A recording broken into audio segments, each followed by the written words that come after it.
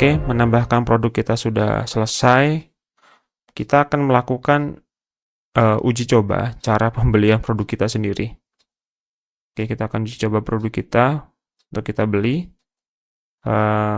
Ini saya menggunakan salah satu dari ebook ini ya, sebenarnya sama saja isinya. Dan kita buy now. Dan di sini jumlahnya 1 ya. Dan kita bisa buy now. Oke, kita akan diminta email. Kita tulis email kita. Misalnya namanya adalah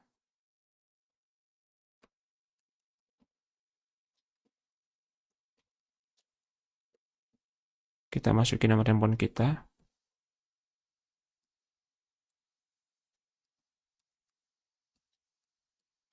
Bagian ini adalah bagian yang kita sudah cantumkan di awal ya. Dan di sini kita harus milih select payment. Artinya kita mau bayar pakai apa? Saya pakai QRIS. Oke, dan di sini dia bayarnya kena pajak ya, kena fee Rp210. Dan kita checklist di sini. Di checklist ya, dan kita harus bayar. Di sini buy now. Dan dia tampilannya adalah ke duitku.com. Dan coba kita akan bayar. Oke, saya udah scan. Dan saya akan bayar.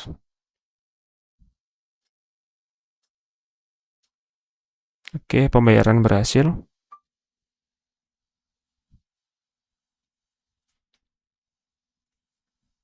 Nah, pembayaran berhasil otomatis seperti ini ya.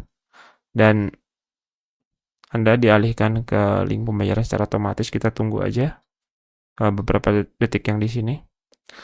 Oke, dan langsung dia dikasih keterangan kalau misalnya we send replies to Meguru TKJ.